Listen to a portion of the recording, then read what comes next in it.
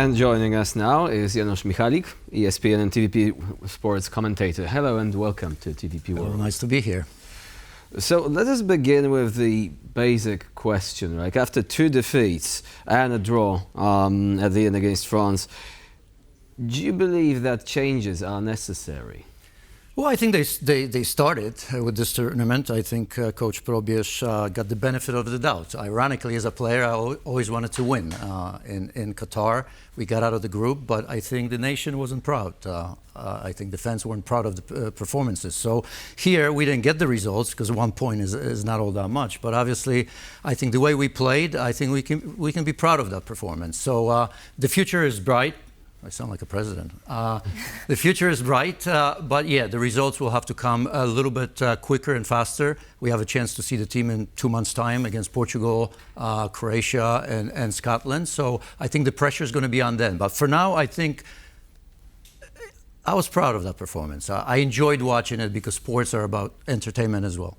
So looking at this also, we mentioned that it was not entirely a flop when it comes to no Polish team. We do know that no Polish fans are very much, let's say, eager to see Polish team win, and it doesn't happen that often. However, perhaps now with these changes, like you mentioned, it might be the case. And we do know that some key players are to be replaced, and it's not entirely clear how now Robert Lewandowski will continue to play on the national team. So how do you think that the national team might look like in the coming years? Well, it's already a little bit younger. I think you're going to see changes. I think one thing we've learned in this tournament is that younger is better in terms of the way the teams are playing, attacking football, dynamic. Obviously, Roberts has earned the right to go on his terms, right? And that's going to happen. Although I think there needs to be a conversation between Lewandowski and Coach Probierz in terms of, just showing up. It's not going to be enough for him to play at all times. I think they have to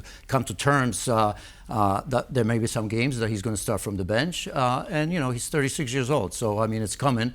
But I don't see this as a problem because I think the team has proven that without him, it can exist in a decent way. Right, and a quick follow-up question here. How do you think that the Polish national team can address the tactical and strategic issues that I feel like this tournament has highlighted in a way?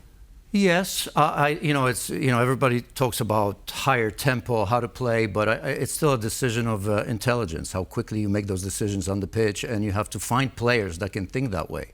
Because, many have been great players, but if you can't think in a matter of seconds, it's difficult. I remember even in my time, I'm very smart now, I sound good. If I knew as much as I know now after my career, I think I would have been a much better player. So you have to learn it.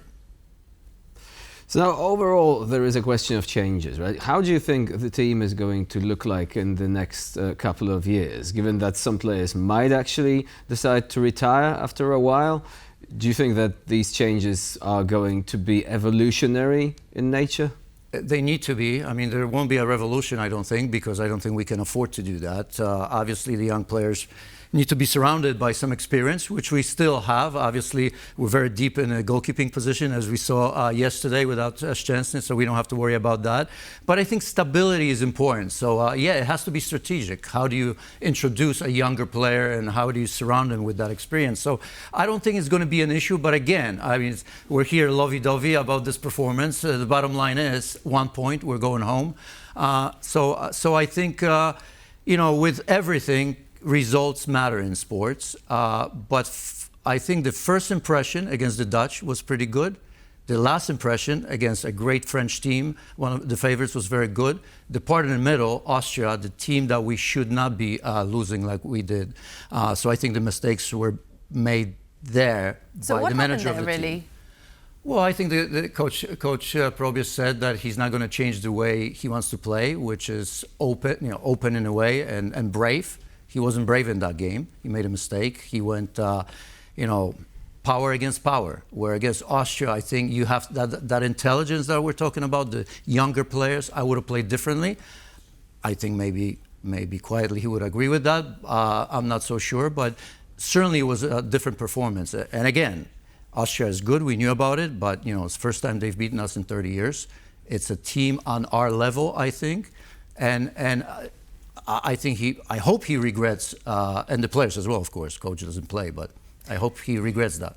And speaking about Michał Probierz himself, I know that now that the X, or rather formerly known as Twitter, was actually buzzing with the fact that he's now the best well-dressed now coach on Euro 2024. Yeah. However, I feel like it is not about being well-dressed, but it's about performance.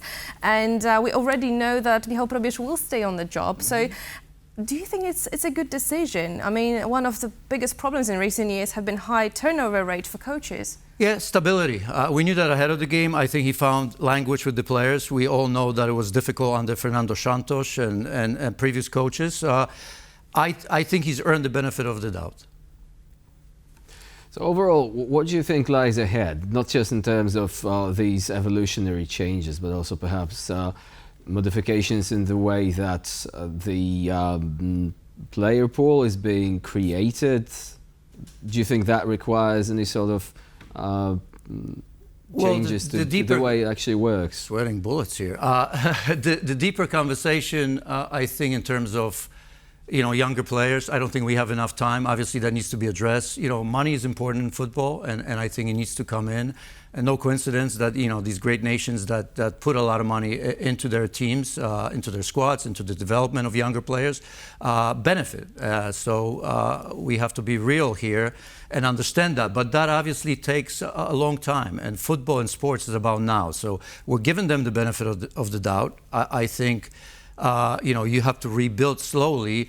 But longer term, I think the federation has to address the issues at the club level, at the grassroots level, as we all know it, because you can't. I don't think you can get around that and sweep it under the carpet. It just doesn't work that way. Right. Janusz Michalik was our guest today here on TVP World. Thank you very much for joining us and for sharing your insight. Thank you very much. My pleasure.